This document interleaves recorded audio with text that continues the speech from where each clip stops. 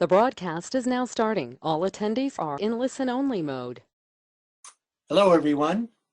Welcome to this 10th webinar on the Secret Doctrine by Helena Petrovna Blavatsky. As I've mentioned before, this and all subsequent webinars will be available on makara.us under the subtitle Open Webinars. We begin each webinar by tracing HPB and Colonel Olcott's travels as described in Olcott's old diary leaves.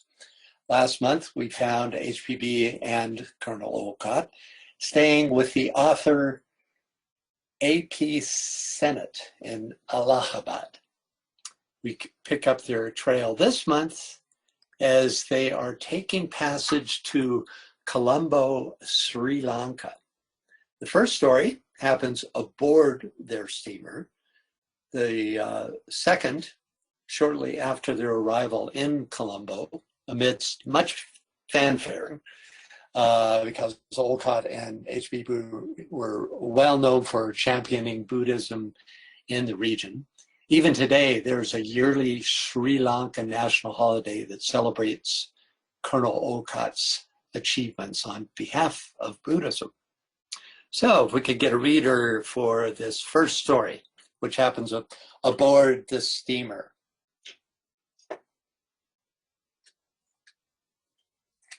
I'm just going to read that one for you, Francis, okay? Sure, that's fine. The old captain was a fat, good-natured person without the glimmering of a belief in things spiritual or psychical. One day, HPB was playing her favorite solitary game of patience when the captain broke in upon her meditations with the challenge that she should tell his fortune with the cards. She at first refused, but at last consented, and making him cut, laid out the cards on the table. She said, "This is very strange. It can't be so." "What?" asked the captain. "What the cards say. Cut again." He did so, and with the same result, apparently, for HPB, said the cards prophesied such a nonsensical thing that she didn't like to tell him. He insisted, whereupon she said that the cards foretold that he would not be much longer at sea. He would receive an offer to live ashore and would throw up his profession. The big captain roared with laughter at the idea. As for his quitting the sea, nothing would please him more, but there was no such good luck in store for him. The thing passed off without further remark, beyond the captain's repeating the prophecy to the chief officer, through whom it became the laugh of the ship. But there was a sequel. A month or two after our return to Bombay, HPB received a letter from Captain Wicks, in which he said he owed her an apology for his behavior about the card prophecy, and must honestly confess it had been literally fulfilled. After dropping us at Ceylon, he continued his voyage to Calcutta. On arrival, he had the offer of the appointment of the harbor master at Karwar and had accepted, and actually returned as a passenger in his own ship. This is a specimen of a great many card prophecies that HPB made. I do not suppose the cards had anything to do with it save that they may have acted as a link between her clairvoyant brain and the captain's personal aura, thus enabling her clairvoyant faculty of prescience to come into play. Yet psychically endowed as she was, I scarcely remember her having foreseen any one of the many painful events that happened to her through the treacherous friends and malicious enemies. If she did, she never told me or anyone else, so far as I ever heard. Thanks, Bill. Okay, this next story happens in Colombo after they arrive. And can we get a reader for this? Yes, Michael Stacy, can you read for us, please? Absolutely. After breakfast, in a lull of the storm, we embarked in a large boat decorated with plantain trees and lines of bright-colored flowers, on which were the leading Buddhists of the place. We passed through a lane of fishing boats tricked out with gaudy clothes and streamers, their prows pointing inward. On the jetty and along the beach, a huge crowd awaited us and rent the air with the united shouts of "Sadhu! Sadhu!" A white cloth was spread for us from the jetty steps to the road, where carriages were ready, and 1,000 flags were frantically waved in welcome. The roads were blocked with people the whole distance, and our progress was very slow.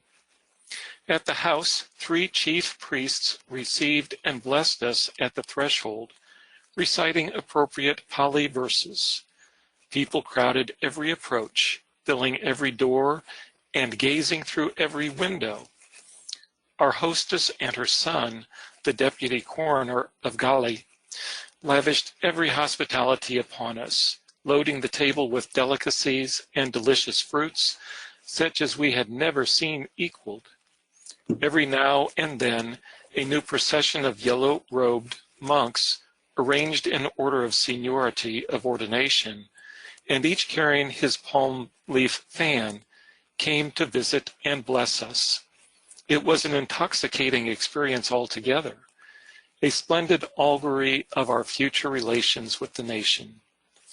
The monks pressed HPB to exhibit her powers, and young Wajitran, on hearing about the handkerchief phenomenon on board ship, asked her to repeat it for him, so she did, and again for a Mr. Dias, each time obliterating her own embroidered name and causing theirs to replace it. Thanks, Michael. Oh, you may remember from a previous session her sleight of hand, which actually is not a sleight of hand, but is a physical changing of the names on the handkerchiefs. They became extraordinarily popular, especially all throughout southern India, mainly because they championed the native beliefs, which was Hinduism and Buddhism, and argued successfully in open debate with the missionaries that were, trying to save the heathens, quote unquote, right? So this was the main reason for their tremendous popularity. Okay, so until next time, we'll leave them in Ceylon, or which is now known as Sri Lanka. Okay, we left off last month with a discussion of Brahma, neuter, the ineffable Godhead, and the relation of that being to Brahma, the creator. After our webinar, Marianne Birch emailed me a quote from the Bhagavad Gita that refers to Brahma as the creator and Brahman with an N as the Godhead. This is a useful distinction that we'll use from now on to distinguish the creator form from the form that is basically Brahman is one with Para Brahman, or the absolute deity. Okay, let's take a look at the Theosophical Glossary definition of Hamsa, the vehicle of Brahman, with an N, which includes a quote from later in the SD. So could we get a reader for this section? Scott, can you read this for us, please?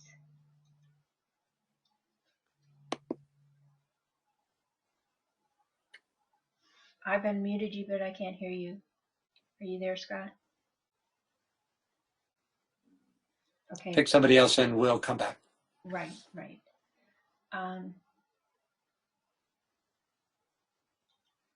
Leah, can you read that for us, please? Certainly. Thank you. Hamsa, Hansa, Sanskrit. The mystic swan or goose, representing divine wisdom beyond the reach of men. Exoterically, a fabulous bird which, when given milk mixed with water, drank only the milk and left the water, milk standing for spirit and water for matter. Anagrammatically, Hamsa is equal to Ahamsa, meaning I am he in English. While divided in still another way, it will read Soham, he is I. Soham being equal to Sa, he, and Aham, I, or I am he. In this alone is contained the universal mystery, the doctrine of the identity of man's essence with God essence. For he who understands the language of wisdom, hence the glyph of and the allegory about Kalahansa or Hamsa, and the name given to Brahma, neuter later on to the male. Brahma of Hamsa Vahana, he who uses the Hamsa as his vehicle.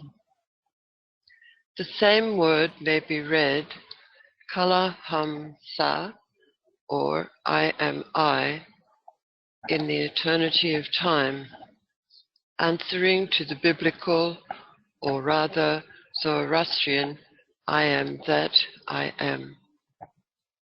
Thank you, Leah. That's some tough pronunciation there. Thank you.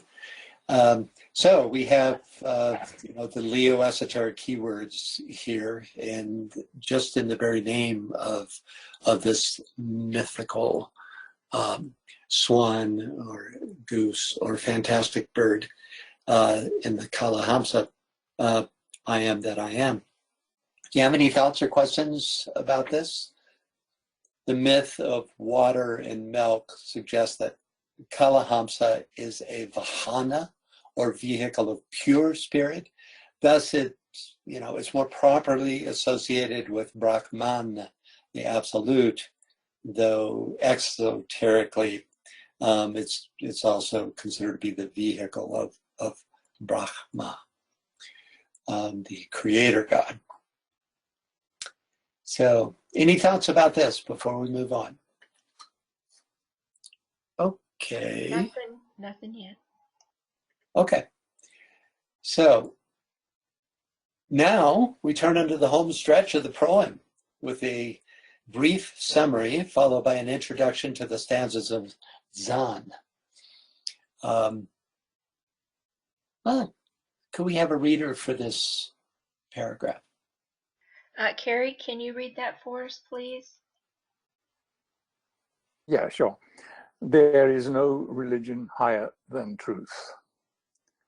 Such are the basic conceptions on which the Secret Doctrine rests. It would not be in place here to enter upon any defense or proof of their inherent reasonableness. Nor can I pause to show how they are, in fact, contained, though too often under a misleading guise, in every system of thought or philosophy worthy of the name. Once the reader has gained a clear comprehension of them and has realized the light which they throw on every problem of life, they will need no further justification in his eyes, because their truth will be to him as evident as the sun in heaven. I pass on, therefore, to the subject matter of the stanzas as given in this volume, adding a skeleton outline of them in the hope of thereby rendering the task of the student more easy by placing before him, in a few words, the general conception therein explained. Thank you, Carrie. Yeah, the sun in heaven, indeed, huh? I think many of us feel that way about DK's writings, of which HPB was the most important precursor. The two approaches of the early theosophical approach as it was introduced by HPB and DK are wonderfully complementary. HPB focuses more on cosmic evolution, especially in these earlier parts of the SD. And DK, though he touches on these areas, spends more time on systemic and planetary evolution. Okay, we won't be doing any in-depth analysis during HPB's brief summaries of each of the stanzas, since her purpose here is simply to reveal the scope of the subject to be covered. We will, however, revisit each summary later as we move from stanza to stanza. So what follows here is these brief, short paragraph summaries of each stanza. So can we get a reader for stanza 1?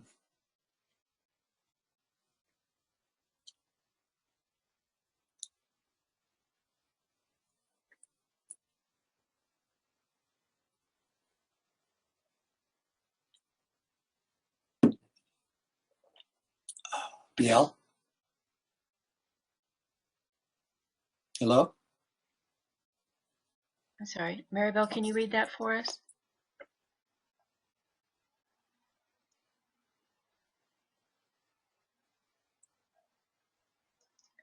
Okay, I guess I'm not. Let's try Scott again. Are you online yet, Scott? I'm here. Oh, great. Can you hear me now? Yeah. Okay, great. This isn't stanza 1. This is her summary of it, her algebraic formula, right? Yeah, it's actually, that's right. Yeah. You're right. You're right. Stanza 1 comes, you're right. That comes up. Yeah, it comes up. Yeah. Good point. Stanza 1. Sorry, go ahead. Okay, stanza 1. The history of cosmic evolution, as traced in the stanzas, is, so to say, the abstract algebraic formula of that evolution. Hence, the student must not expect to find there an account of all the stages and transformations which intervene between the first beginnings of universal evolution and our present state. To give such an account would be as impossible as it would be incomprehensible to men who cannot even grasp the nature of the plane of existence next to that to which, for the moment, their consciousness is limited. The stanzas, therefore, give an abstract formula which can be applied mutatis mutandis, with the necessary changes having been made, to all evolution, to that of our tiny Earth, to that of the chain of planets of which that Earth forms one, to the solar universe to which that chain belongs, and so on, in an ascending scale, till the mind reels and is exhausted in the effort. Thanks, Scott. Okay, yeah, this is kind of an introduction to these little thumbnail sketches of the stanzas.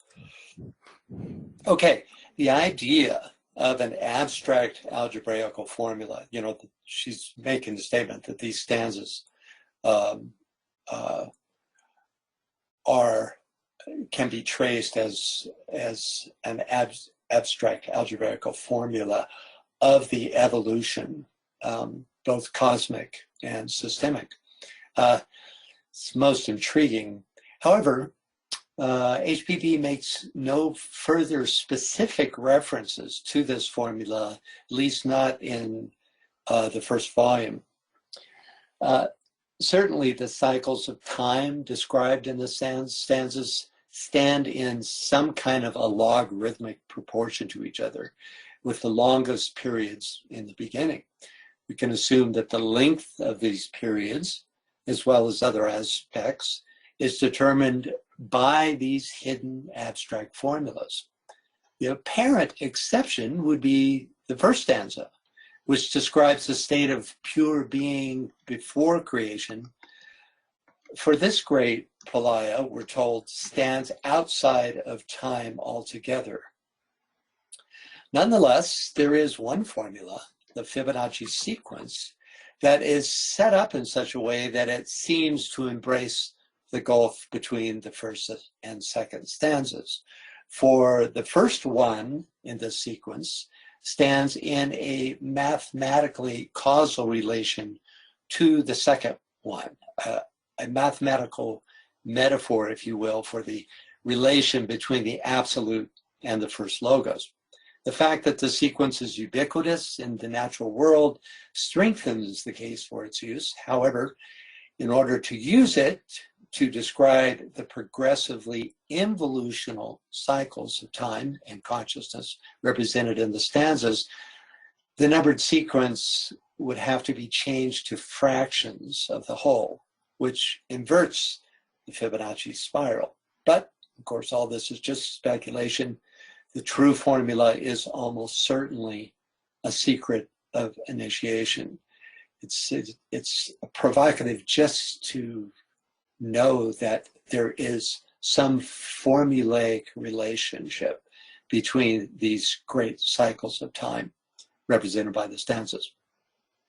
Okay, later in the SD, HPB says, quote, "The subjective can hardly be expressed by the objective. Therefore, since the symbolic formula attempts to characterize that which is above scientific reasoning and as often far beyond our intellects, it must needs go beyond the intellect in some shape or other, or else it will fade out from human remembrance." I find this last point especially provocative. Easy enough to forget objective fact, but the fact of its being a subjective reality makes it memorable. Okay, back to the text. Let's see here.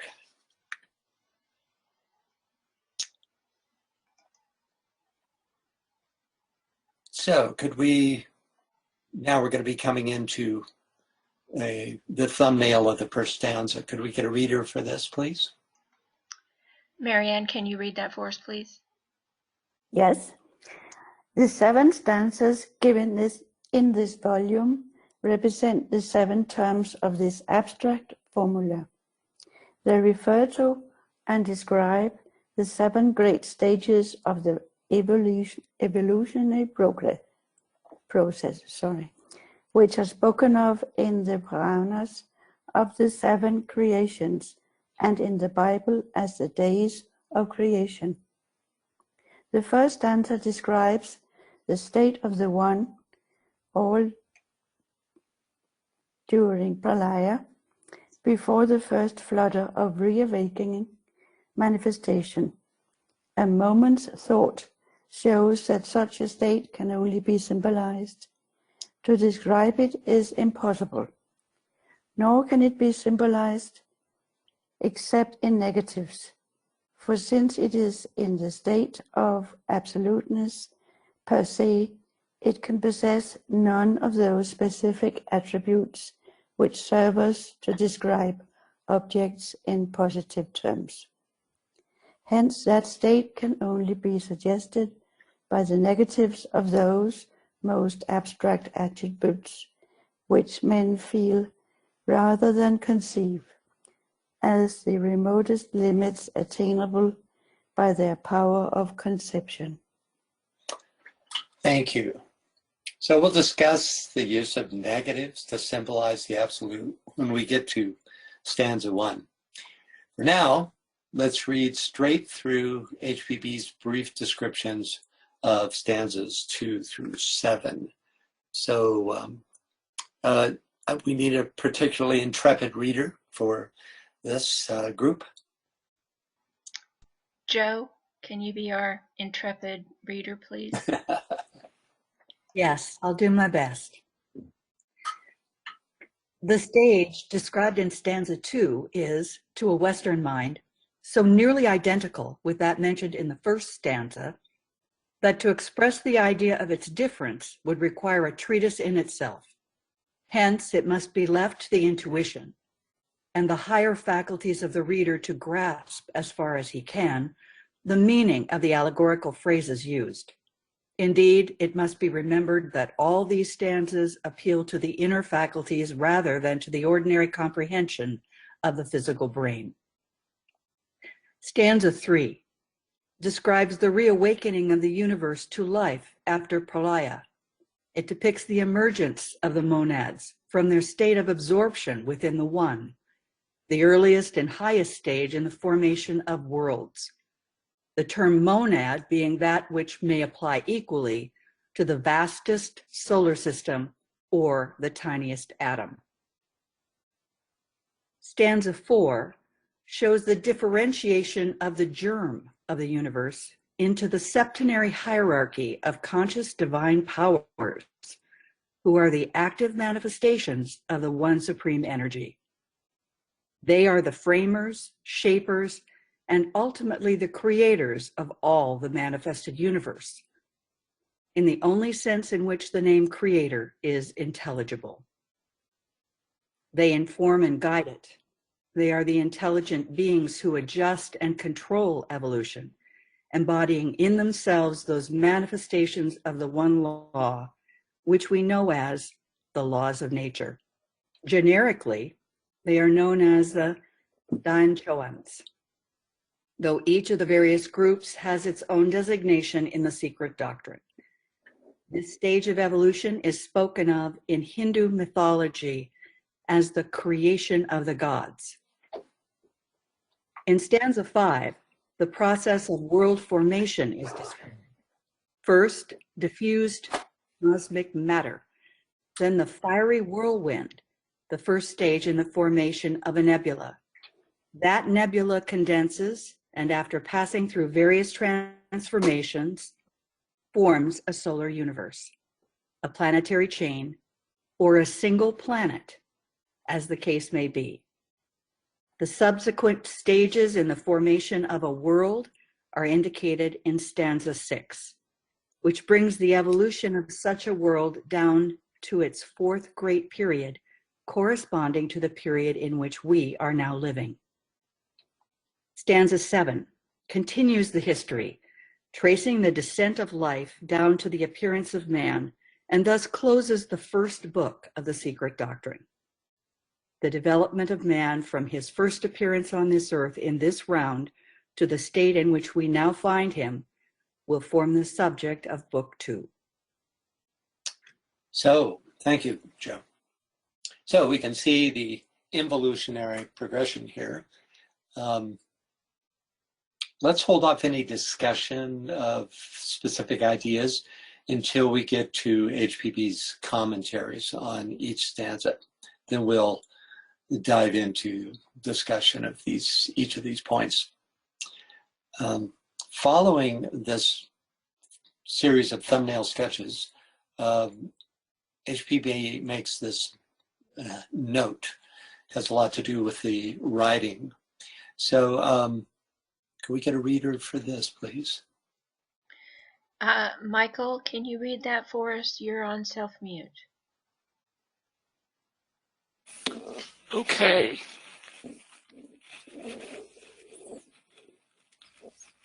Getting things out of the way. The stanzas which form the thesis of every section are given throughout in their modern translated version, as it would be worse than useless to make the subject still more difficult by introducing the archaic phraseology of the original, with its puzzling style and words.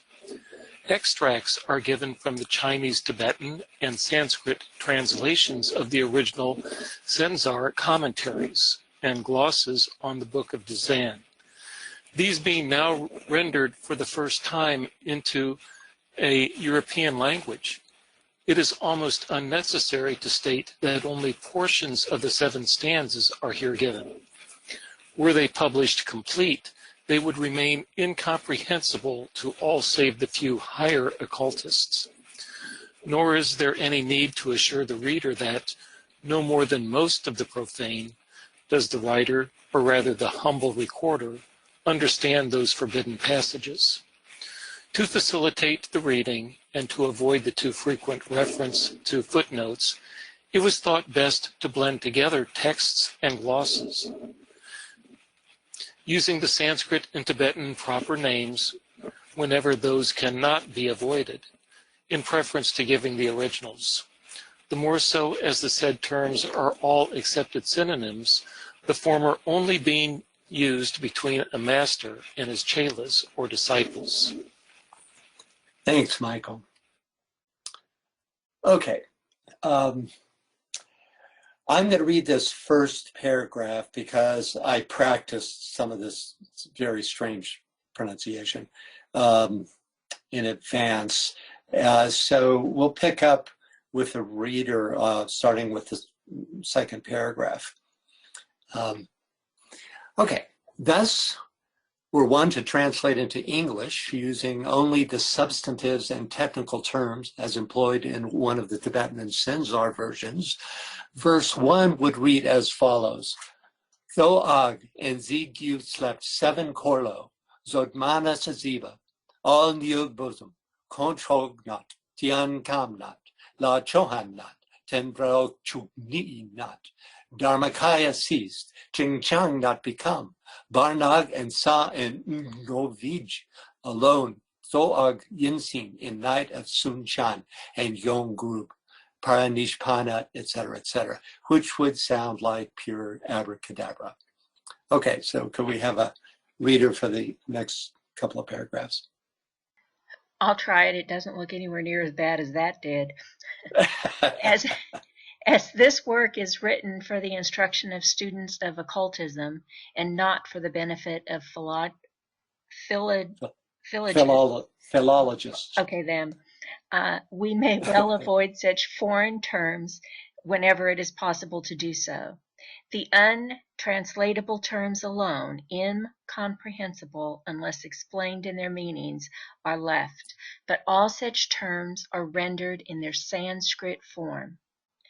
Needless to remind the reader that these are, in almost every case, the late developments of the later language and pertain to the fifth root race. Sanskrit, as now known, was not spoken by the Atlanteans, and most of the philosophical terms used in the system of the India of the post-Mahabharatan period are not found in the Vedas, nor are they to be met with in the original stanzas, but only their equivalents. The reader who is not a theosophist is once more invited to regard all that which follows as a fairy tale, if he likes, at best as one of the yet unproven speculations of dreamers, and at worst as an additional hypothesis to the many scientific hypotheses past, present, and future, some exploded, others still lingering. It is not in any sense worse than are many of the so-called scientific theories, and it is in every case more philosophical and probable. In view of the abundant comments and explanations required, the references to the footnotes are given in the usual way, while the sentences to be commented upon are marked with figures. Additional matter will be found in the chapters on symbolism forming Part 2, as well as in Part 3, these being often more full of information than the text. Thanks, Biel. And so we finish the Proem and enter into Part 1 of the Secret Doctrine, which, if we keep at our current pace, I'm hoping to study with you during these remaining years of the Forerunner. Part 1 of the Secret Doctrine opens with a quote from Mandala 10 of the Rig Veda that echoes many of the ideas introduced in the Proem.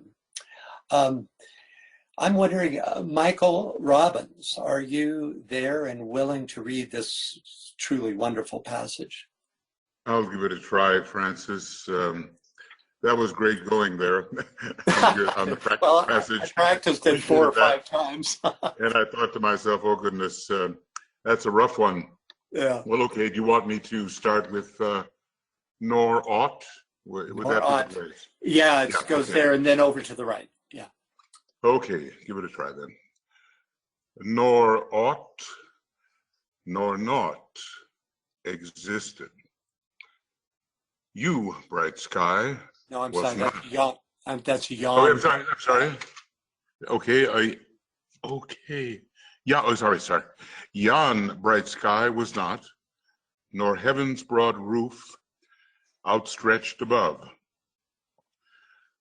What covered all? What sheltered? What concealed? Was it the water's fathomless abyss? There was not death, yet there was naught immortal. There was no confine betwixt day and night. The only one breathed breathless by itself. Other than it, there nothing since has been. Darkness there was, and all at first was veiled in gloom profound, an ocean without light, the germ that still lay covered in the husk burst forth, one nature from the fervent heat. Who knows the secret? Who proclaimed it here? Whence this manifold creation sprang? The gods themselves came later into being. Who knows from whence this great creation sprang? That whence all this great creation came, whether its will created or was mute, the Most High Seer that is in highest heaven, he knows it, or perchance even he knows not. Gazing into eternity, ere the foundations of the earth were laid, thou wert. And when the subterranean flame shall burst its prison and devour the frame, thou shalt be still as thou wert before, and knew no change when time shall be no more. O endless thought, divine eternity. And this is, I guess, Rig Veda Mandala, as stated below, Max Miller. Yeah, thank you. Yeah, thank you, Michael. That's a wonderful rendition. Okay, so let's look a little more closely at this. The first 6 lines are written in the negative. You notice this says no death, no immortality, etc. That's very much like the first stanza, which is coming up. The first phrase is especially provocative, or at least I find it so. Nor ought, nor not existed. Said another way, the ultimate polarity of something, ought, and nothing, not, didn't exist. Philosophically, this is a step beyond simply saying nothing existed. It is saying rather that nothingness as a negation of something did not exist, suggesting the absence of nothingness itself. Even the Rig Veda is, of course, not an exact description of this reality, but rather, as HPB says, appeals to the inner faculties rather than to the ordinary comprehension of the physical brain. So, fabulous old commentary. It's from the Rig Veda, but I think it's right up there with what we read in the old commentary. So, do you have any thoughts or questions about this first verse of this mandala number 10? I think it's kind of magnificent too that they call these mandalas. It suggests a a symmetrical formation of words, you know, that has this kind of hidden pattern. That's quite intriguing. So, well, let's move on to the next 6 lines. Okay, in this, it shifts to positive statements, right?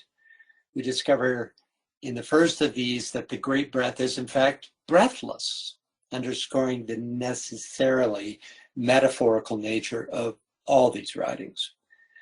I love the second statement. It's wonderfully provocative. Other than it, there nothing since has been. I mean, now there's a meditation, right? This statement underscores the fact that the state of non-being described here is not historical. It didn't happen a long time ago. It is. It pervades. It persists. Other than it, there nothing since has been. It also tells us in the succinct, compact style of the old commentary that there is nothing else but it. The next statement suggests a transitional period, a shift out of the absolute and yet still before the dawn of creation. Quote, an ocean without light, suggesting a cycle before light came into being. The ocean representing Mula Prakriti, the numinal essence of substance.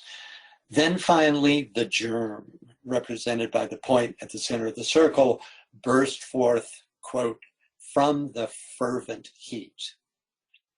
So, you know, I'm always amazed by the intense compactness of this type of writing.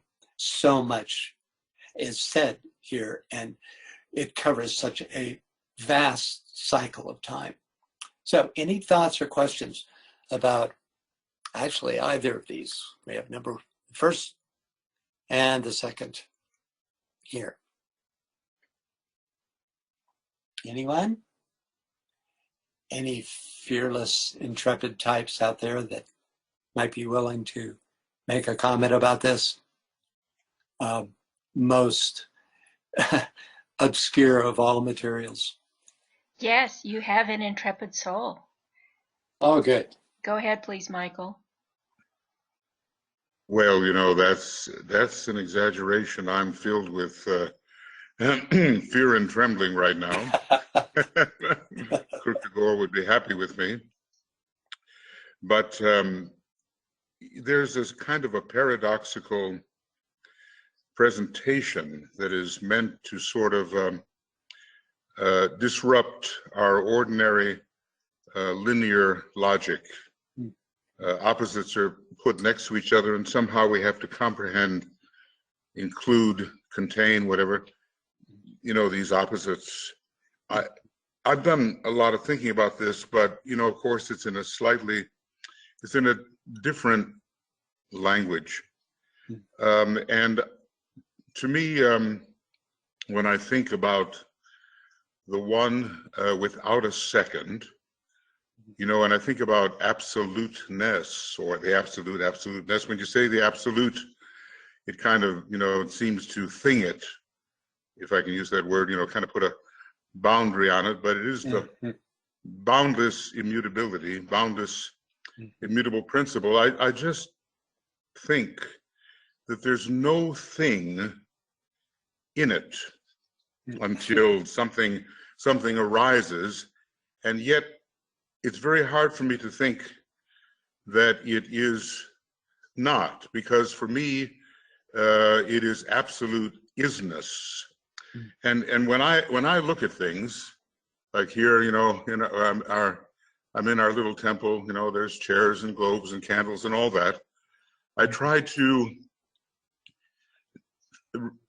tell myself that because I can sense the isness of all these things, that really I'm just looking at the absolute face to face in almost an infinitely attenuated form. Hmm. So I really agree with what it says here. Maybe it's in the next one, I'm not sure. Or maybe it's in the one before. Here's the that one since it, nothing has been other than it.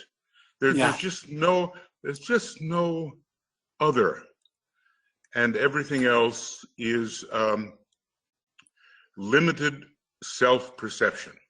Mm. That's how I see it. You know, because in the last analysis, there's just nothing else. It's the one without a second. There's nothing else to be seen. You know, except self-sight, and limited self-sight at that. So everything we think we see in this vast Maya is really the one original thing. And even DK said, you know, when he's describing harmlessness, that all forms are alike in that they veil and hide the light and are but externalizations of the one infinite being.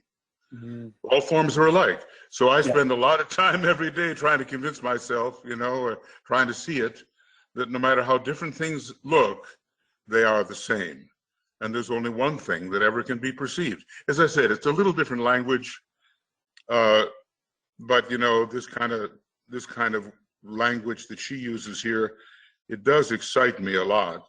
It's wonderful. And I just think if we could just get if we could just see sameness everywhere, we'd handle difference a lot better. Exactly. That's all I have to say. Right? Yeah. Well, you know, writing it at all seems to me a little bit like tilting at windmills. You know, there's inherent folly because words are forms. Yep. So you're writing about isness with the word form ISNESS. So it's inherently defeated, you know, and yet that's what we have, you know. And you know, as HPB and DK have said, the whole purpose is to pitch one beyond brain consciousness, you know, and hopefully excite the or invoke the intuition in, you know, where we can have some experience of what you've just been talking about, you know. I think it's ultimately monadic awareness. First stage, you know, if we ever get to the point where we find the pure being within ourselves, maybe we can come closer here to getting it, you know. I agree. That's the closest thing we have in any kind of personal over self is that monadic consciousness. I mean, this is that, you know. Yeah. Great stuff. Thank you, Michael. Yeah, thank you, Francis. Okay. Anyone else like to comment about this, the verses thus far? Okay, onward. This is wonderful. I'll reread it. Who knows the secret? There's a little tease in this, by the way. Who knows the secret? Who proclaimed it here? Whence this manifold creation sprang? The gods themselves came later into being. Who knows from whence this great creation sprang? That whence all this creation came, whether its will created or was mute, the most high seer that is in highest heaven, he knows it, or perchance even he knows not. So it's wonderful. It's an interesting line, whether its will created or was mute. This is one of the few statements I've run across that references the gap between the absolute and creation. Was creation an act of will of the absolute or not? Does the highest being in the universe know the answer to this question or not? It's just wonderful. Any comments about this verse? Okay. Then finally we have. Hold it. Okay. Please go ahead, Tuia. Yes, I was thinking also earlier that this it's interesting to listen and thinking about this kind of vast, enormous vistas, and realizing that how we try with words something, expressing about something which is unexpressible. Is there any kind of word like that?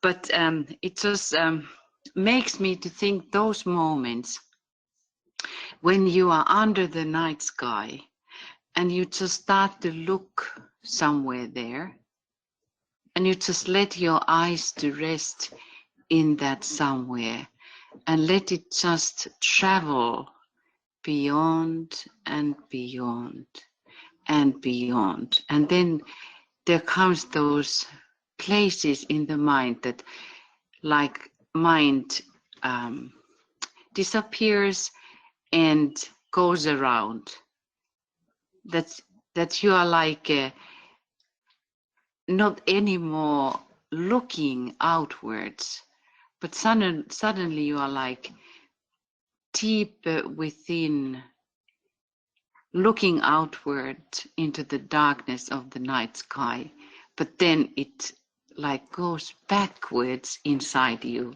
Do you understand anything what I try to say? Oh, it's wonderful. Yes. Yeah. Yeah. You transcend the sort of spatial aspect in it, and it becomes the outer search becomes the inner. It's as one.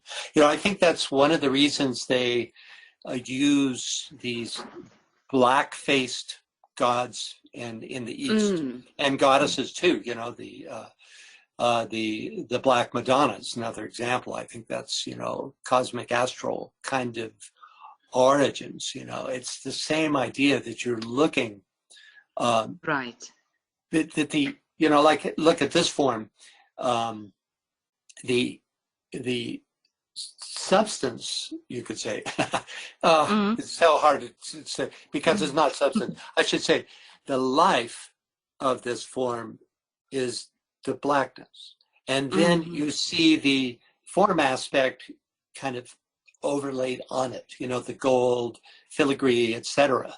But the essence of the being is that blackness that you were just describing, whether going into outer or inner space, you know. And I think that's one of the reasons that in the East, especially, they get this level of that where the mind can't follow, you know, this place beyond what language and mind there is something very, yes, very universal, and it just reminded me when you were saying about these black yantras and tantras and tankas, when there is some of those teachings that you cannot even open the tanka, those black tankas, because they are considered so sacred. Only in your recitations, when you are reciting something very sacred, then you can open the tanka and have this they call these esoteric tankas, these black ones. Yeah. So it does something. Yes, really. Yeah.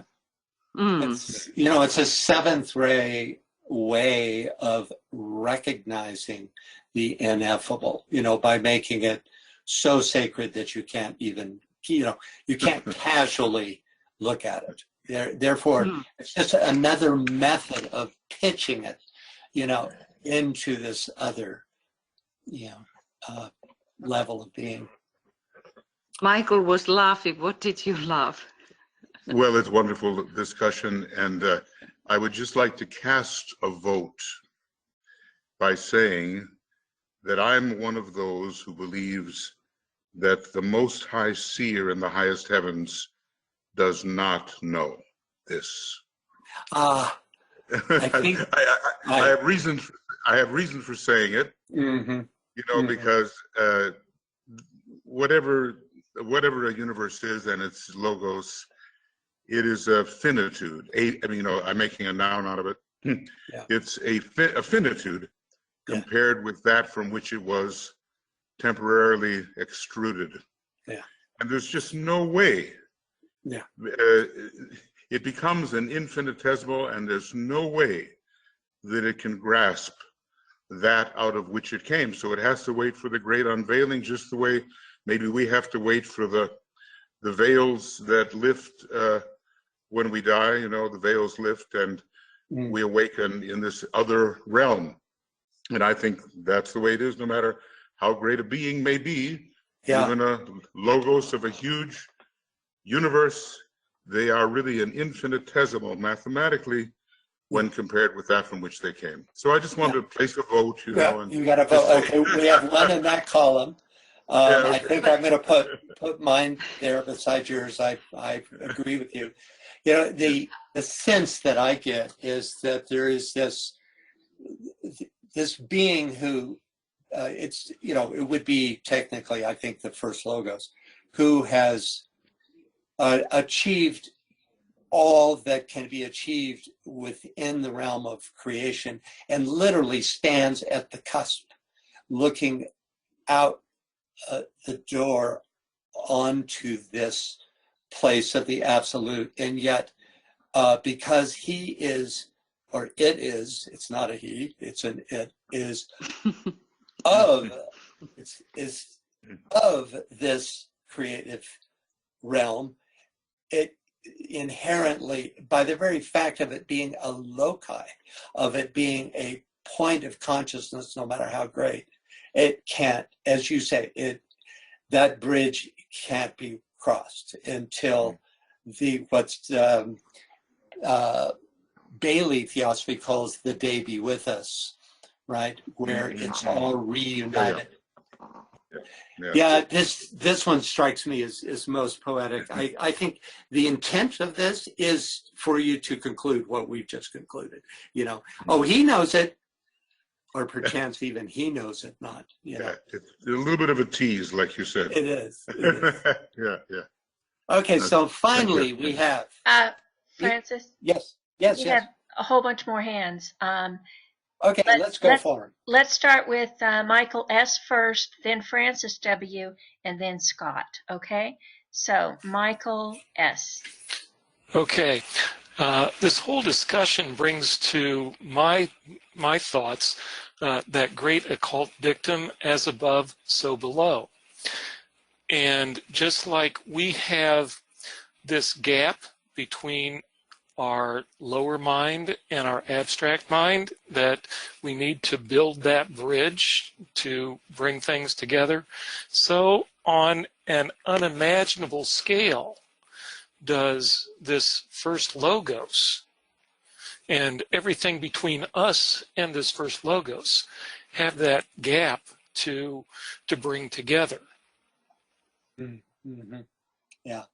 I would add to that when the first logos builds that bridge, it's the end of the age. It's the end of the Mahakalpa.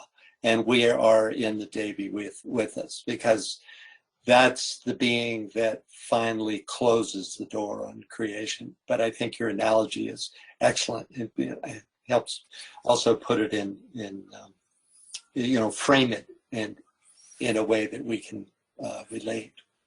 So thanks, you can add my name to that column too. Okay, 3 and 0 here. Okay, and who's next? Francis. Okay, can you hear me? Too loud. If you could back off, you're distorting. Okay, can you hear me okay? Can you turn your volume down or move away from your mic a little bit? It's literally distorting. I'm turning the volume down, see if that will help. That does help. Good. Okay. Well, actually, the last few discussions here, starting with Michael, captured what I was thinking about this last line of perchance even he knows not. The thought that came to me at first was veil after veil will fall, but veil after veil remains. And within this lower plane, as we've discussed, the everything and the nothing, or the no thing, within the no thing exists the everything, and vice versa. And yes, it is stimulating us to the to the intuition and is brought up to the monadic level of understanding to what we can embrace about that. So I would certainly, as I thought earlier, would cast my vote also on perchance even he knows not, because within that absolute, there is not knowing. Okay, we've got 4 in that column. You know, of course, maybe really all we have is 1 in that column. Anyway, thanks so much. Yes, and next. Any more hands? Yes, go ahead, please. Yes. Scott. And then Julia again, it looks like. Go ahead, Scott. Okay.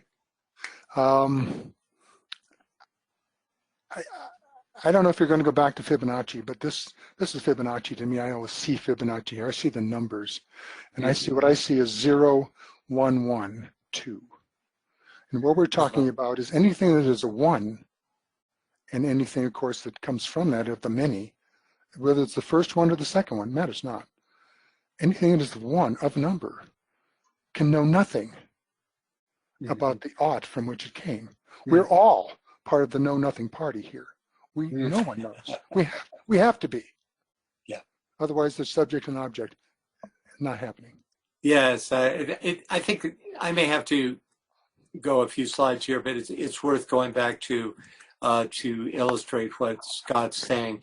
If you look, especially at the top, I made it into a fraction at the bottom, but the gap between 1, which is represented by that period, and the 1 that follows, in a sense, is what we've been talking about. That which stands on the right side of the formula is even the highest God, right? And then there's that which is to the left, which is Pahabram, absolute deity. And that's the point that Scott is making here, right? That's why this formula occurred to me, because I know no other that embraces this level of reality. And yet, another way of looking at this Fibonacci series is what's missing is, of course, the 7th. The highest plane is where the Adi. What's missing is the 0. That begins. Well, there's two schools of thought on the 0. You know, the 0 was a latecomer, came in through the Arabic way. But the circle is what we're looking at on the. It's a circle, yeah, but I'm not sure that the philosophy of the 0 is the same as the philosophy of the circle here. You know, if we were to put a circle there to the left of the 1, but it's the problem with 0 is that it represents nothing, and in that way it's there's some inherent untruth to it, because the 1 of the absolute doesn't come from nothing. But so there's, yeah, go ahead. But the 0 as nothing is what we as scribes in the West, we as calculators added to say it means nothing. It doesn't necessarily mean nothing. We use it to show 0 as nothing, but that's not really what's going on with the 0. Yeah, I can see that. It's right. You could call it formlessness as opposed to the absolute reality. Yeah, you could go that way. But then I have to ask, then what does the 1 to the left of the decimal point become if you have that 0? What is that then? The second one? No, the first one. Oh, the first one. I think that's the dot in the circle. Okay. Okay, I like that. Yeah. The only thing is then we have, I see that even that first logoic position to the right as being to the right, not to the left of this great divide, you could say, you know. But it's certainly another way to look at it, you know, another way of representing it. And I agree with you that the numeral 1 suggests a kind of circumscribed reality. It's a unit, you know, and by even being a unit, it pitches it, you could say, as an effect of the absolute. So I do concede that. So possibly for that reason, you know, the 0 there is, you know, the Fibonacci, you know, for everyone else here that's maybe not aware of the Fibonacci sequence, there are 2 schools of thought within the Fibonacci sequence. One is that you have the 0 before the 1, and the other is that you don't. That's what we're discussing here. So, okay. Thanks, Scott. I think. Sure, it's an idea. Yeah. Okay, back to the future, as they say. Okay, and we still have another hand, although hands have come That's and good. gone. Francis, please go ahead.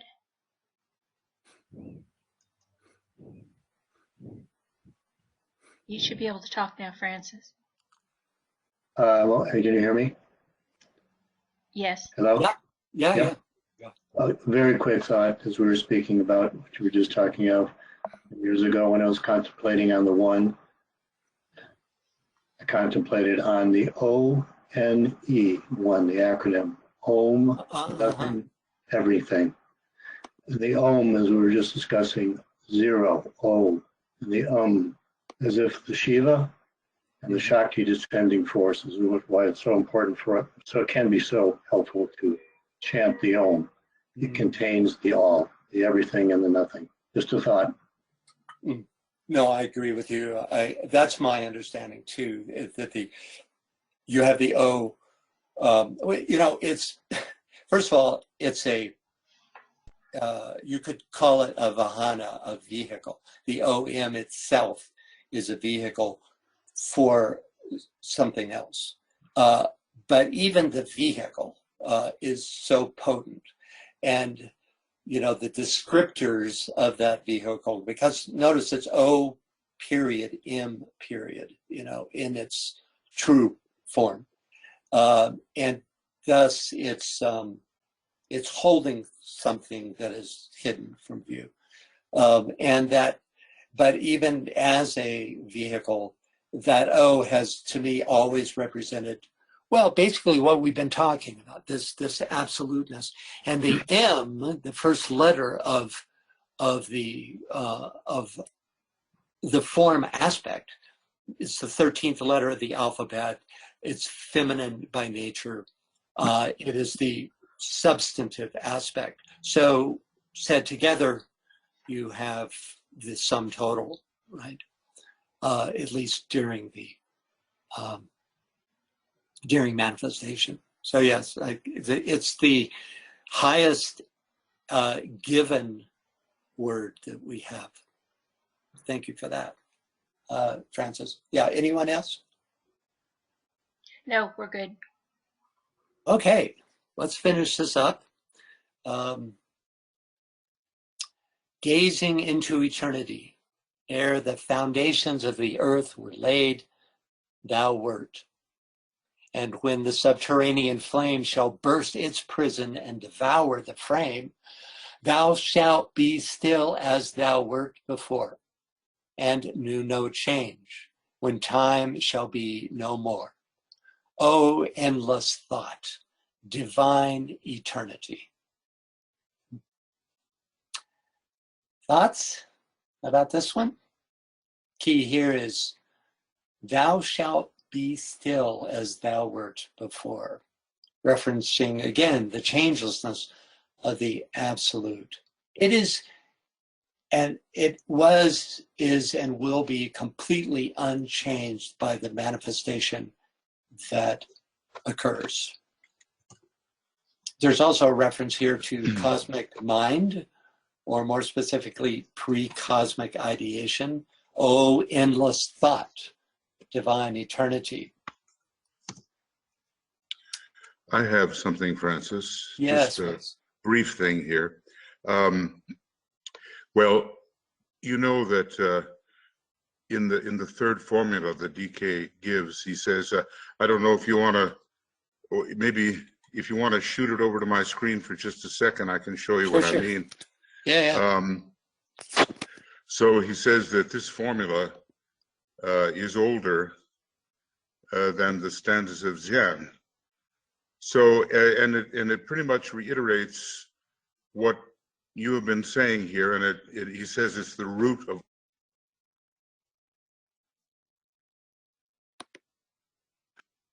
You know, it starts with God is, the Lord for A stands firm, being exists alone, naught else is. So you go through all these transformations about time, unity, space, God, and the sixth one is the big one. Being cries forth and says, untranslatable, death crumbles all, existence disappears, yet all for A remains, untouched, immutably the same. God is. So there is another great statement that is confirming what we've been looking at here in the presentation that's being offered here, and this it's you know, it's really, it's so foundational, these 6 trumpeted words, as DK calls them. So it goes hand in glove with what we're studying here. Yeah, I appreciate it because I think it's very useful, since my guess is that most people tuning in here are DK oriented, and so it's great whenever, you know, any one of you would like to bring forth this connective tissue between these concepts, and so this is really useful. Thanks. It's really a good one. Thanks, and I just have one thing to say. For me, there's always been 2 zeros. There is, I know it sounds stupid, but the zero that's really nothing, and the zero which is no thing. You know, I mean, it's obvious in a way, but the nothing and the no thing are extreme contrasts. And you know, when Manly Hall begins his book, I don't know, one of his philosophical books, he doesn't even draw a circle. You open to a blank black page, and that's it. You know, so he doesn't even bound it. He doesn't bound the boundless immutable principle. And I think, you know, it's a good way to think of it at times. It's more accurate. You know, HPP uses the empty circle. You know, she says, you know, before me on this archaic page, you know, the black ground, there's this white circle. And then she goes on to describe the absolute, but you can see immediately that it is bound, and that you have the contrast of white and black. So I think, you know, it is, what would you say, more philosophically accurate to, as two of you would say, just go stand in the night sky and look past the stars. And that's probably as close as we can get, you know, to any kind of outer representation of this absolute quality. Especially the night sky without stars. I mean, you know, I mean, like Manly Hall's page, you know, black page. Anyway, just, you know. Thanks. Yep, thank you. Great. Okay, could you, Biel, would you switch it back? I was struggling with this, but it'd be nice if somebody else could do it. Or do I have to do it because, oh yeah, no, I don't have to do it. Show my screen. Here we go. Okay, we're back. Thanks for that, Michael. I think it's very useful. Okay, so we have this this idea of endless thought, divine eternity. Okay, why is that the last line of this? The other is all of a piece. In fact, all of it, you know, all of the, let's go back, I'll go back to the very, I'm going to go back here for a minute. All of this is of a piece. And then we have this last line. Can you see my cursor? Yeah, we can see it, but you're small. If you can make it. Oh, well, anyway, I'm just pointing it to this. Oh, endless thought, divine eternity. Suddenly, we're in another place, at least in another, what would you say, perspective on this same non-place, right? So anybody have any ideas about what that might mean? what is this endless thought aspect? You know, anybody? This is a toughie, and I'm not suggesting that I necessarily have, you know, an answer to this, but anybody? Why is endless thought a part of thou shalt be still as thou wert before, that level of absolute? What is this? Anyone? Michael S. has his hand up. Yeah, Michael. What comes to me is this whole process of creation begins with thought. Yeah, it's pre-cosmic ideation is considered to be the one aspect, see, we're already in oxymoron land of the absolute, because how can the absolute have any aspects at all, you know? But and thought has no form. Yeah, thought has no form. Thought does have form. What we're looking at here, thought has no form. Until it's breathed into manifestation. Yeah, that's it. There's a great mystery here, is what we're left with, which is this idea of pre-cosmic ideation. It is, if you think all the way back, I can go all the way back. Here, let me pull up this chart again.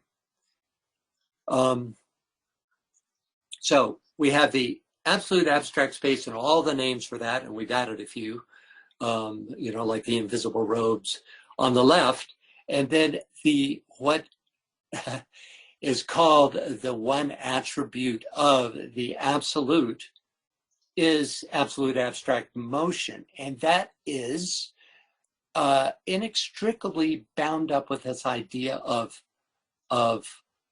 thought, or mahabhuti, and consciousness. So you see here among these names on the right, absolute unconditional consciousness, universal mind, pure noumenon of thought, immutable divine thought, etc. So this is somehow inherent in that which is to the left. The next section, cosmic substance, is not. That is on the other side of the line of the formula. That is part of creation. Anyway, just to make that point, let's get back here to where we were, and we'll enter back into this other mode again. All right. So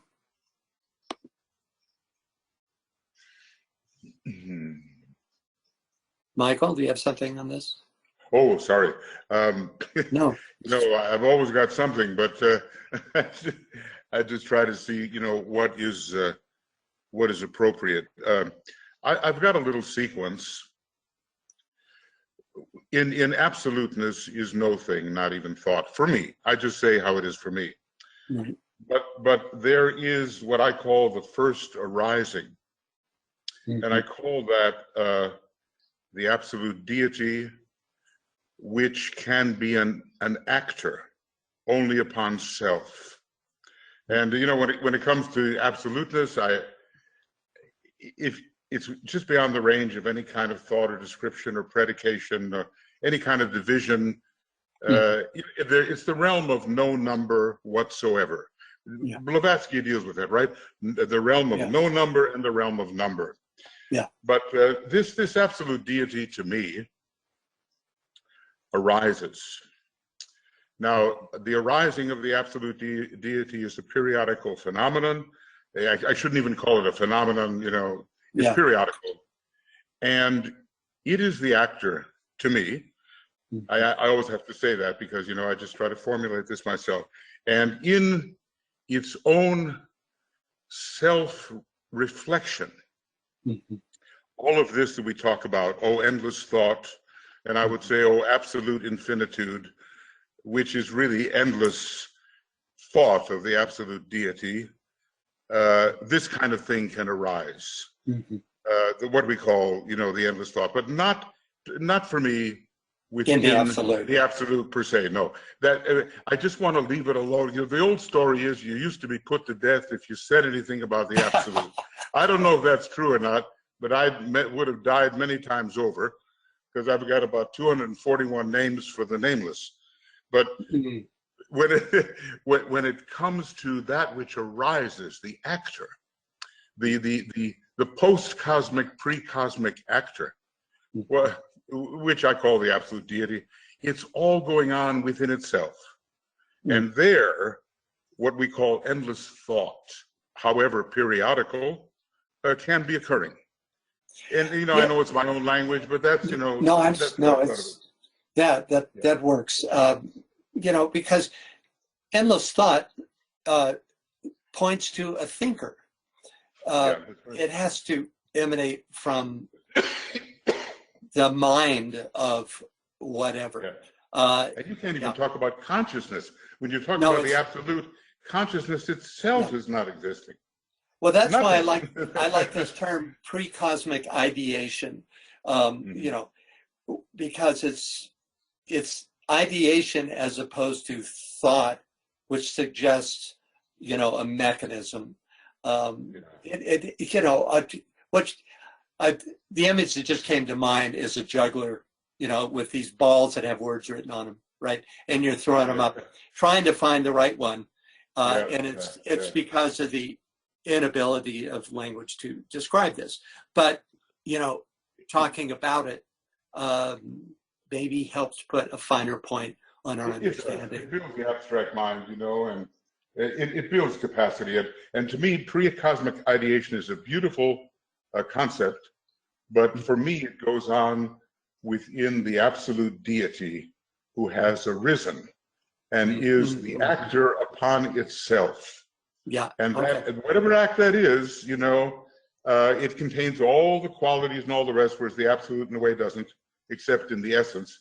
Then you can get a universe out of that pre-cosmic ideation. Yeah, we're at the edge where you can go a little crazy if you keep it up. Right. It's the realm of the. I see this as the realm of the first logos.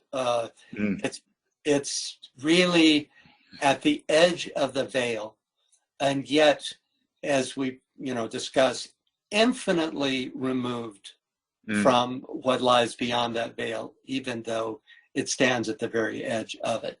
So, if there was a page, we would be on it the same.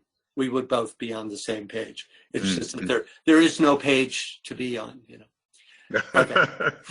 Thanks, Richard. Okay. Okay, so from pages 27 through 34, we have the Stanzas of Dzyan presented with no commentary. I really puzzled over how to handle this, because I'm loath to skip any part of the Secret Doctrine. We may not focus on certain abstruse footnotes, but I want to present it all, But I realize that the written form has a different purpose than a webinar form. And in the written form, you can, thumb back to where all the stanzas are listed and reference them as you need to. And in this webinar series, we can't do that. So I think that instead of just reading the stanzas straight through, it would profit us more to consider them in connection with HPB's commentary. So we're going to skip forward to page 34. Now, if you'd like to read and ponder the stanzas on your own, the Secret Doctrine can be found online through a quick Google search. There's many sources. It's public domain. You can find it in searchable form online. So it's a great, just reading the stanzas is tremendously inspiring. But for our purposes, we're going to move ahead to the commentaries. So just after the stanzas, HPB states, thus ends this portion of the archaic narrative, dark, confused, almost incomprehensible. An attempt will now be made to throw light into this darkness, to make sense out of this apparent nonsense. Now, I personally think the quote, dark, confused, and almost incomprehensible, is said more for the benefit of her readers, especially first-time readers, than being a statement about her own comprehension. So what we're going to do now is quickly reread HPB's introduction for stanza 1, and then take a look at the stanza itself. So could we get a reader for this introductory paragraph? Scott, can you read that for us, please?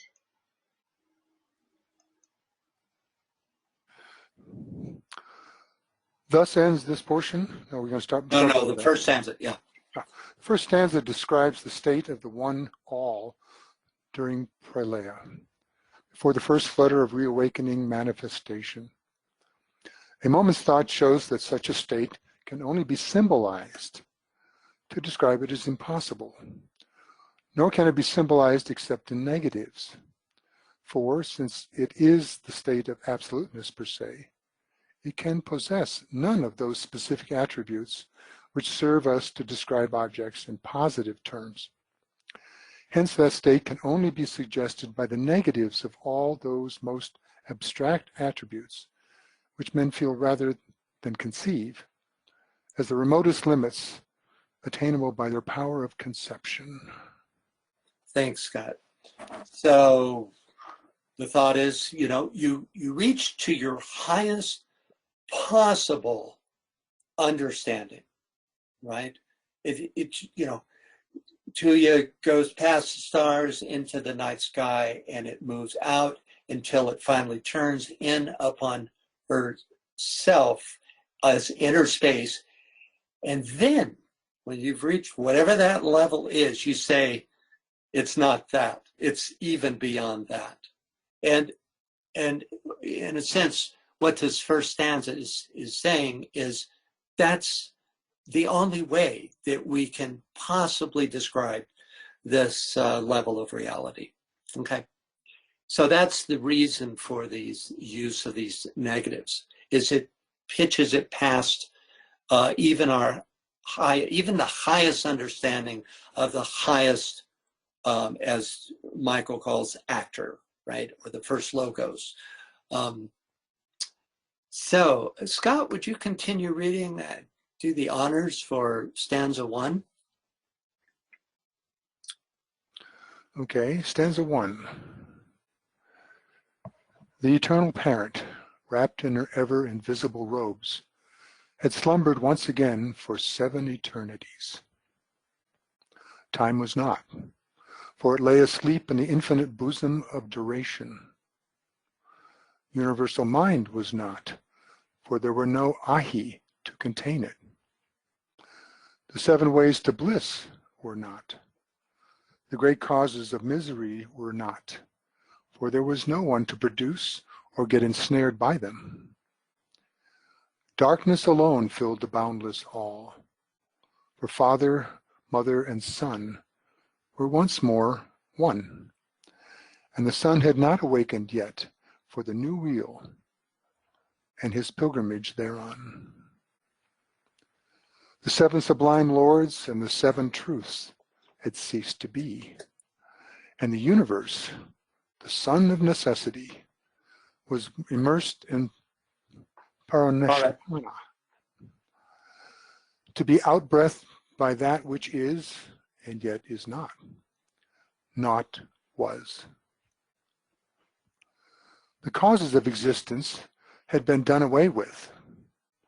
The visible that was and the invisible that is rested in eternal non-being, the one being. Alone, the one form of existence stretched boundless, infinite, causeless, in dreamless sleep, and life pulsated unconscious in universal space. Throughout all that presence, through that all presence, which is sensed by the opened eye of the Dangma. But where was the Dangma when the Alaya of the universe was in Paramartha, Martha, and the great wheel was Anapadaka? You want to go ahead and explain that number 9 for us, Scott? I'll let you take a first shot at it. Yeah, just where was the Dangma anyway? Dang it. Okay.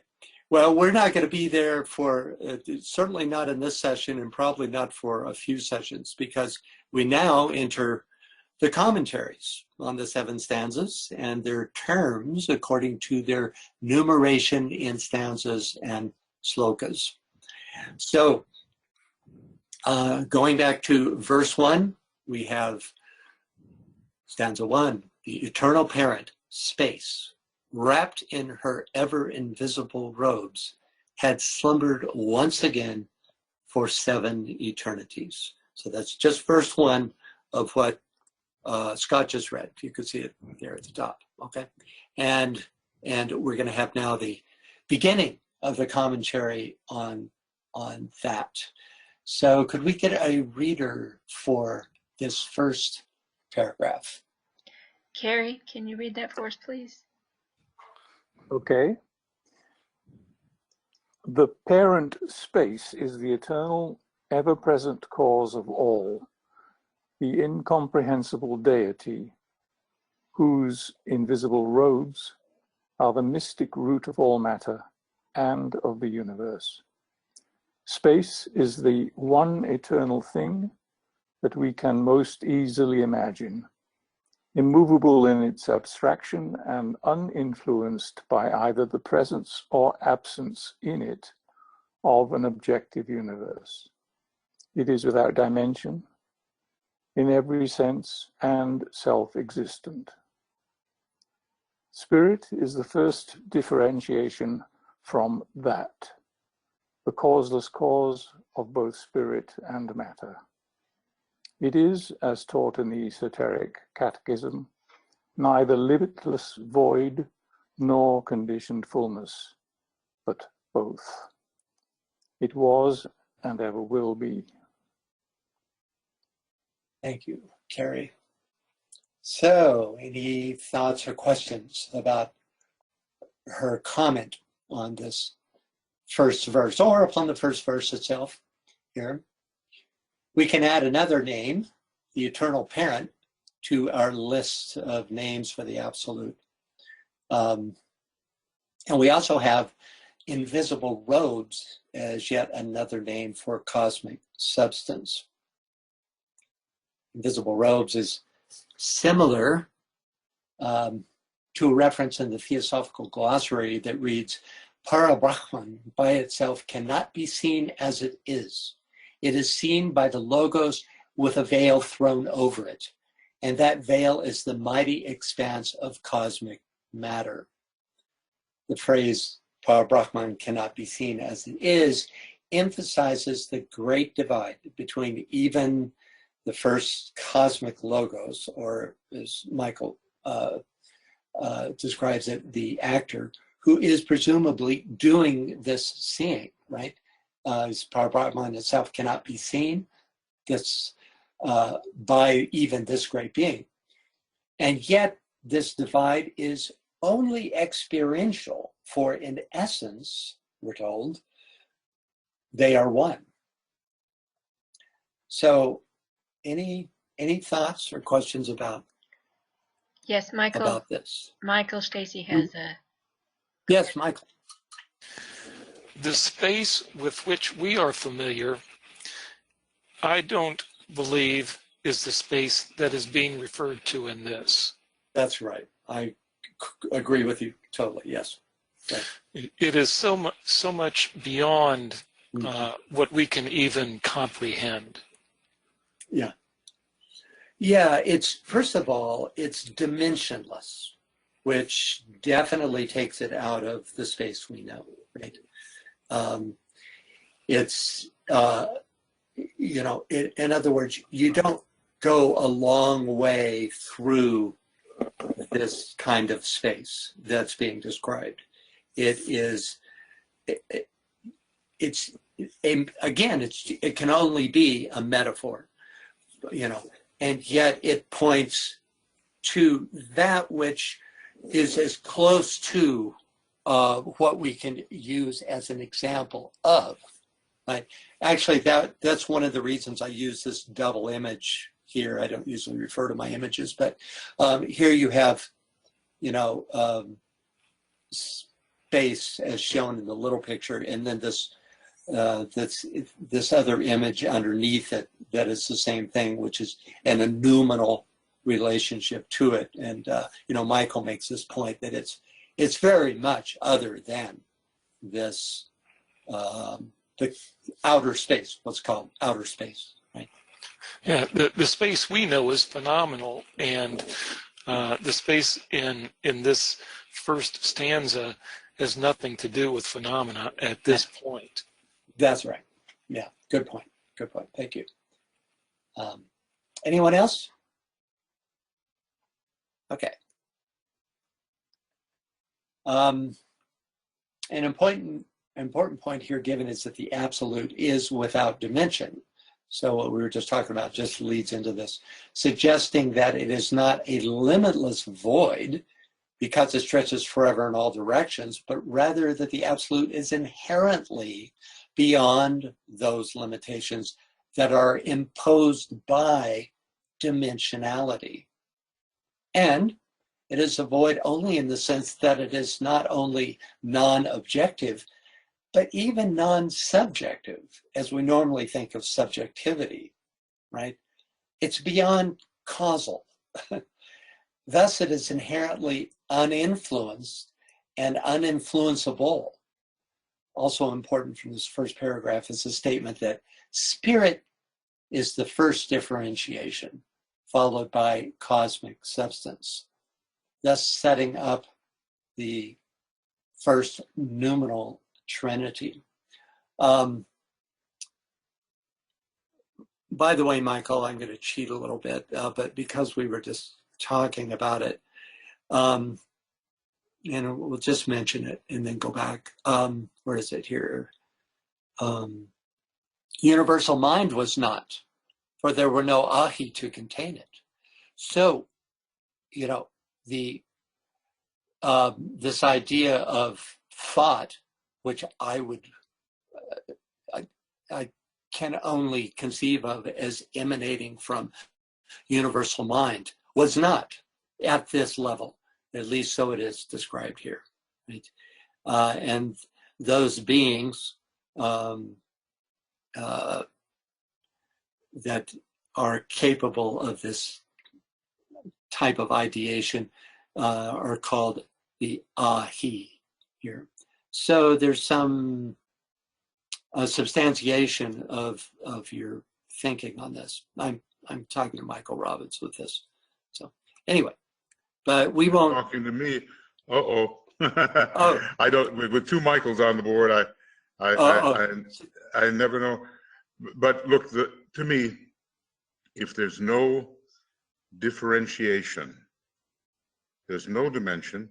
Yeah. And there's no possibility of any beings, whether they are ahi or the universal mind, anything like that, because you'd have to enter the realm of number.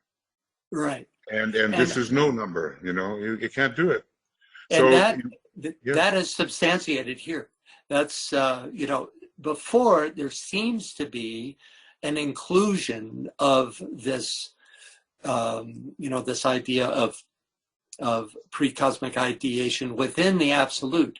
But in the stanza itself, if we look at verse 3, it repudiates that. Universal mind was not, for there was no ahi to contain it. So I just wanted to give you a heads up on that.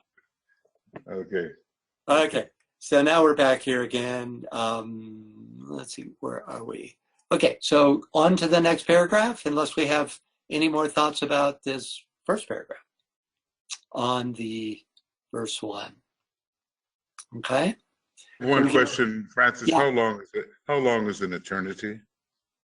It's well, you know, it's interesting what Joe Campbell says about eternity, which is eternity is not a long time. Eternity has nothing to do with time, and I always love that. And in verse 2 of this stanza, she embraces the idea. She talks about time and eternity. And there's a couple of thoughts. One of them being that eternity, as is used in the esoteric language, is just a cycle of a tremendous amount of time. So, you know, that's a difference. But it is not that which stands beyond time. It's because the problem is there's 7 of them, you see.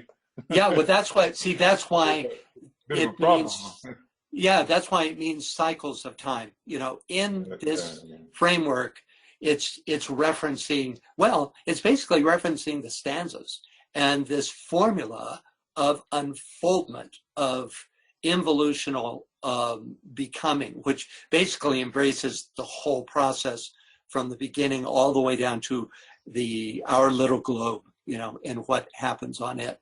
You know, so, you know, give or take a couple of million years, it takes us to the present, right?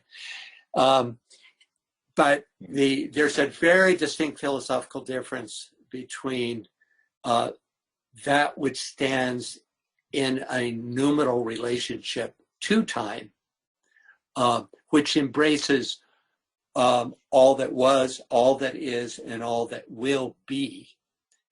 Eternal duration, or that's something it. of, sometimes they call it that. Once I had a wild experience. I went to page 1084 or so, right in there, of Cosmic Fire, and it gives enough hints.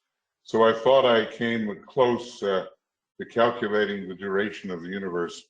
It was still, you know, totally crazy, but it had something like 85 zeros after it. I know that's not exactly what modern science is giving us with 15 billion years and all that kind of thing, but there were enough references to time, hours and minutes and so forth in that old commentary reference on 1084 that you could kind of get some kind of idea of, you know, what is the duration here anyway. And of course it's totally inaccurate, but at least it gave an idea of scope, you might say. Yeah.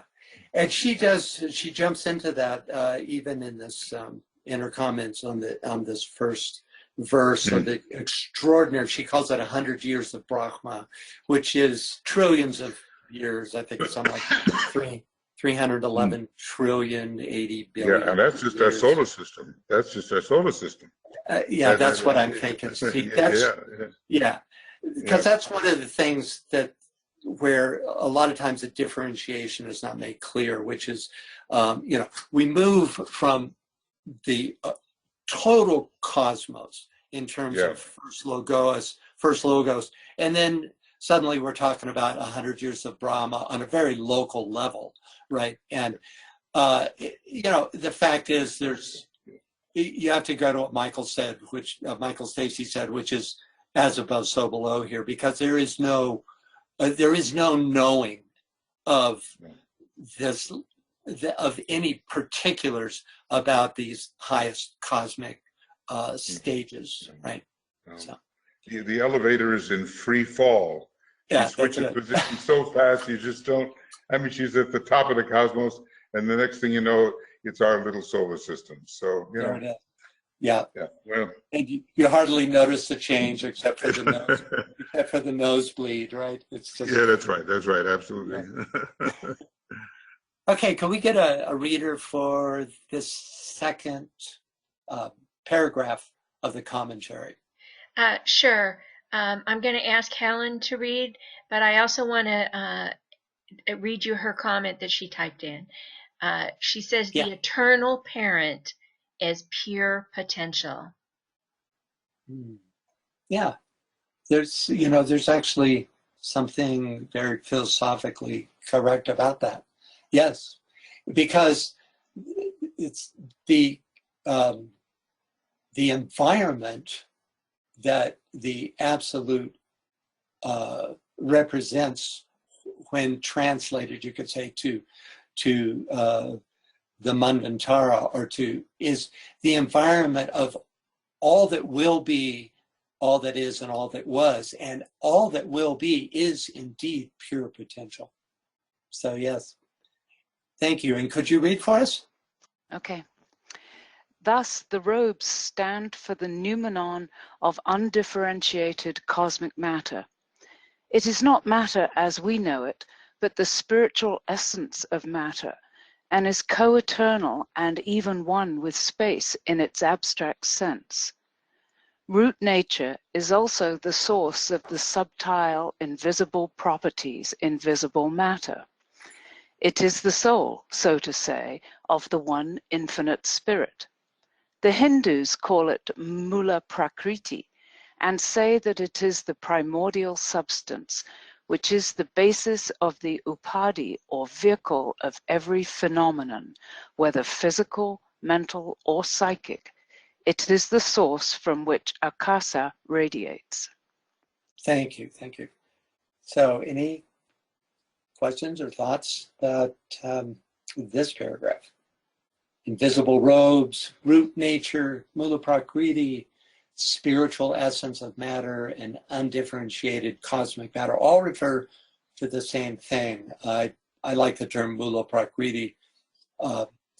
We learned about this in the Proem, but here HPB adds the idea that this root nature is the source of the subtle, invisible properties in visible matter, that there's a direct linking there. And then she makes the statements, it is the soul, so to say, of the one infinite spirit, thus referring back to her statement in the previous paragraph. Spirit is the first differentiation from the absolute. The word soul is here used in its more generic sense, as the vehicle or upadhi of spirit. It's universal soul at its highest level. So, any thoughts or questions further about this second paragraph on the commentary on the first verse? Okay, let's take a moment, step to the side for a second, and look at the theosophical teachings on the four primary levels of substance. Okay, I think this, because we often run into these terms, I think it'll be useful for us to, to delineate what's being described here. So can we get a reader for this list?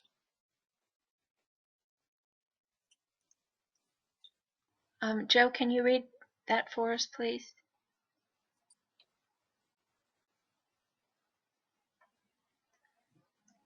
You still with us, Joe? Well, I'll try and read it. You may have to help me with It something. would help if I unmuted myself. Yes. Oh, there you go. Yeah. Can you hear? Yes. Yeah, don't start reading until you've unmuted yourself. Cosmic substance, mula prakriti, root nature, pure cosmic root substance, root principle of the world stuff, unmanifested primordial substance, the great mother, spiritual essence of matter, the primordial substance, inseparable vehicle of Brahman, the cosmic noumenon of matter, invisible robes, the basis of the upadhi, or vehicle of every phenomenon, whether physical, mental, or psychic. It is the source from which akasha radiates. 2. Akasha, the shining ether, cosmic space, the fifth cosmic element, the subtle, supersensuous spiritual essence which pervades all space, the noumenon and spiritual substratum of differentiated prakriti. 3. Prakriti, Sakti, Mahamaya, Pradhana, The 7 or 10 Prakritis are the root or roots of all in the universe. The Prakritis are the manifestations of Akasha in its various grades or degrees of evolutionary development. They are the spiritual and ethereal substances in all their forms, visible and invisible.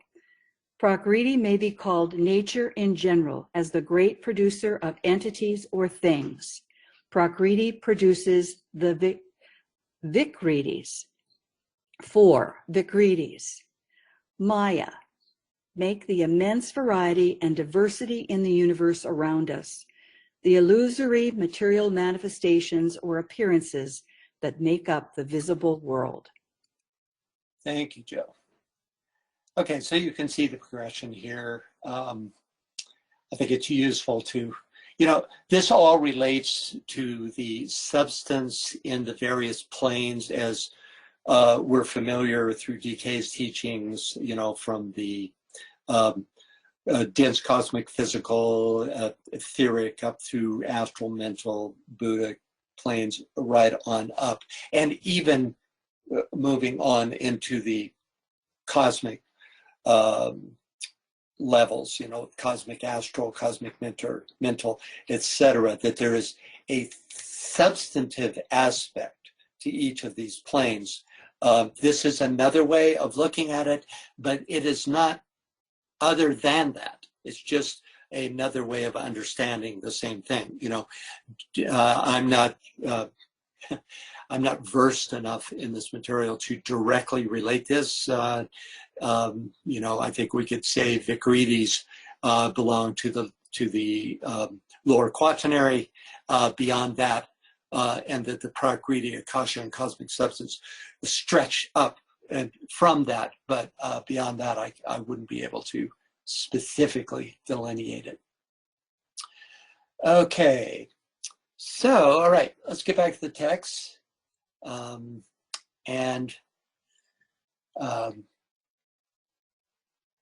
take a look at the first sentence of the commentary on subdivision A. And could we get I'll reread the verse that we're talking about. The eternal parent, space, wrapped in her ever invisible robes, had slumbered once again for 7 eternities. So this is a device I'm using to gray out the text to kind of give you an indication of where we are in the in this commentary, right? So when I ask you to read, just read the lit part, the white text. So could we get a reader for the section starting with A? Leah, can you read that for us? You're self-muted.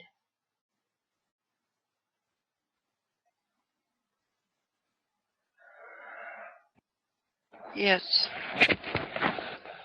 By the 7 eternities, eons or periods are meant.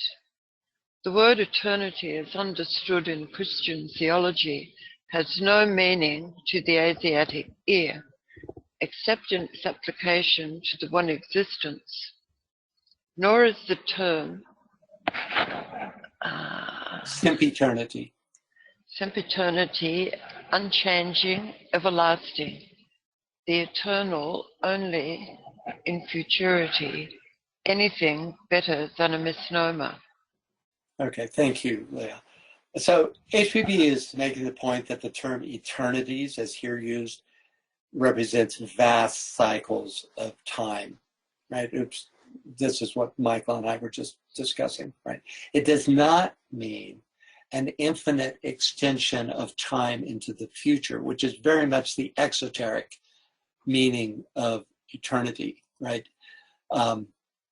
So let's, without any further comment, let's look at the footnote related to this sentence, which is here. And Leah, would you mind continuing to reading this footnote? It is stated in Book 2, Chapter 8. Chapter 8. I'm sorry, I'm having problems with my eyes.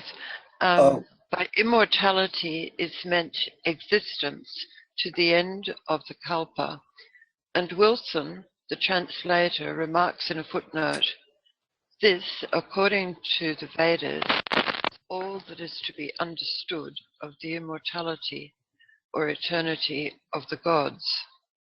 They perish at the end of universal dissolution or pralaya, and esoteric philosophy says they perish not, but are reabsorbed.